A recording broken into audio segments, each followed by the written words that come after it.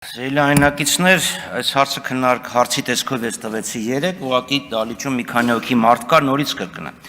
Այստեղ սահմանումների մեջ սահմանված օրինականություն եզրույթը։ Օրինականություն վերահսկվող օբյեկտի գործունեության համապատասխանություն Հայաստանի Հանրապետության օրենսդրությամբ եւ այլն, կարող եք կարդալ։ Ես չեմ կարծում, որ այս այն օրենքն է, որտեղ օրինականություն ունիվերսալ եզրույթը պետք է սահմանվի։ Ինչի են այստեղ։ Առլիսով նայեք, տեսեք, քանի 100 օրենքում այս բառն օգտագործվում է։ Եթե ուզում եք միտեղ սահմանեք, դրեք մի հատ ավելի ոչ թե ավելի լուրջ, ավելի համապարփակ եւ ընդգրկուն օրենքի մեջ դա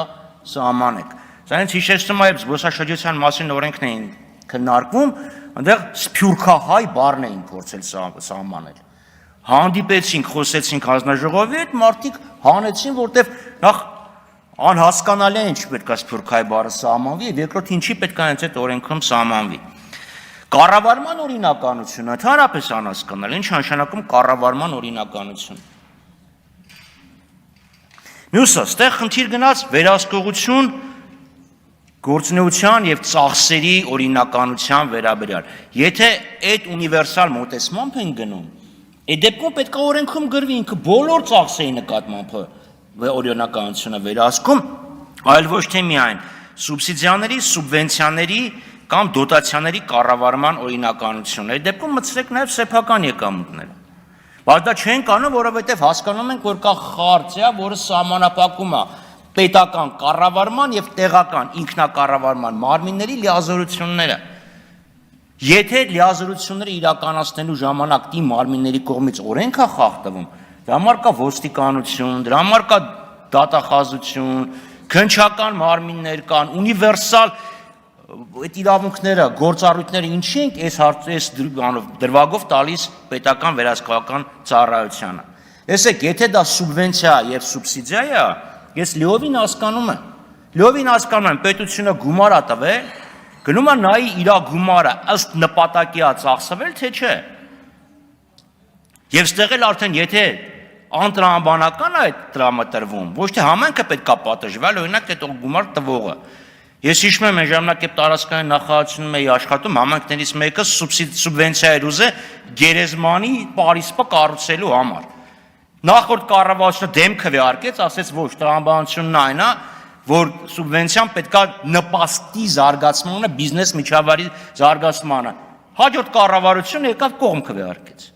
Լավ, թողենք, դա կառավարման փիլիսոփայությունն է, ոնց որ պարոն Թորոսյանն էր ասում։ Հիմա սեփական եկամուտներ եւ դոտացիաներ։ Այդ ամեն ինչը համաձայն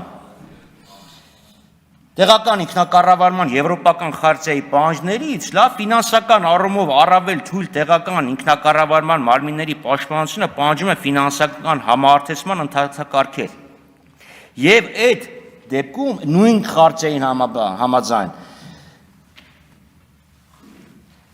համահարթեցման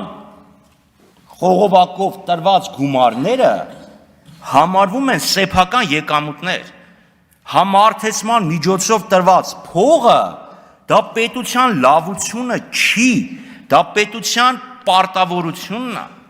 Դու տալիս ես այդ գումարը տեղական ինքնակառավարման մարմիններին եւ ասում ես դա քո փողն է։ Հիմա այս երեք համանքներից մի քանի ղեկավարի հետ էի խոսում, ասում եմ մեր համանքից պետական բյուջե պատիկներով անգամ ավելի շատ փող է լցվում, ուրեմն եկամտային հարկ, շահութարկ, ավելացված արժեքի հարկ, ակցիզային հարկ եւ այլն։ Դրա այսքան մի կտոր մասը գալիս է մեր մոտ համահարթեցման խողովակով։ Մյուսները ավելի քիչ են տալի, ավելի շատ են ստանում, որպեսզի ապահովի համանքների հավասար զարգացումը, գործում է այդ մեխանիզմը։ Դրա համար եմ ասում, թող պետական կառավարման մարմինները չխառնեն այդ ամեն ինչը։ Սրանով կոպտորեն խախտվում է ներողություն, կոպտորեն խախտվում է տեղական ինքնակառավարման իրավունքը, քաղաքական գնահատականներ արդեն տրվեց։ Շնորհակալություն։